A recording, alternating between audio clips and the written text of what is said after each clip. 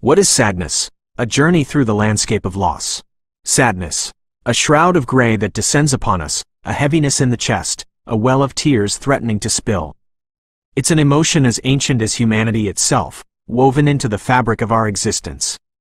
But what exactly is sadness, and why do we experience it? Sadness is a complex emotional state characterized by feelings of unhappiness, disappointment, and loss. It can range in intensity from a mild tinge of melancholy to a crushing despair. Unlike happiness, which often bursts forth in response to positive experiences, sadness is more introspective, a turning inwards to contemplate what is missing, what is broken, what is gone. The wellspring of sadness is vast. It can be triggered by personal loss, the death of a loved one, the end of a relationship, the loss of a job or a dream. It can stem from disappointment, the unfulfilled promise, the missed opportunity. Sometimes, sadness washes over us for seemingly no reason at all, a fleeting pang of longing for something we can't quite grasp. But sadness is not merely a passive state of being. It is accompanied by a cascade of physical and behavioral changes. The corners of our mouths droop, our eyes well up, our bodies grow lethargic. We may withdraw from social interaction, seeking solace in solitude. Crying, perhaps the most recognizable expression of sadness, serves a biological purpose, releasing stress hormones and promoting emotional healing. Culturally, sadness has been portrayed in a multitude of ways. In art, its melancholic beauty inspires countless masterpieces, from the mournful strains of Tchaikovsky's symphonies to the tear-jerking tragedies of Shakespearean plays. Religion and mythology often weave sadness into narratives of loss and redemption.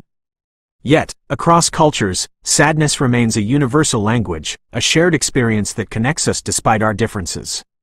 While sadness is often seen as a negative emotion, it serves a crucial function in our emotional well-being. It acts as a signal, a beacon that alerts us to something amiss. Sadness allows us to grieve a loss, to process pain, and to eventually begin to heal.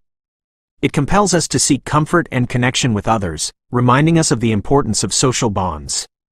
However, there is a fine line between sadness and depression. Sadness is a temporary state, an emotional wave that eventually recedes. Depression, on the other hand, is a persistent and debilitating condition characterized by a profound sense of hopelessness and a loss of interest in activities once enjoyed. If sadness lingers for extended periods, disrupts daily life, and feels overwhelming, it's important to seek professional help. So, how do we cope with sadness? There is no one-size-fits-all answer. Some find solace in expressing their emotions, talking to a trusted friend or therapist. Others seek comfort in creative outlets, pouring their sadness into art, music, or writing. Sometimes, simply allowing ourselves to feel the sadness, without judgment, is the first step towards healing. There are also practical steps we can take. Exercise releases endorphins, natural mood elevators. Spending time in nature can be incredibly calming. Engaging in activities we enjoy, even if the motivation feels fleeting, can help us reconnect with a sense of joy. Most importantly, surrounding ourselves with supportive loved ones can provide a safe space to express our vulnerability and receive the compassion we need. Sadness, though often unwelcome, is an essential part of the human experience. It reminds us of the depth of our emotions, the capacity we have for love and connection, and the resilience of the human spirit.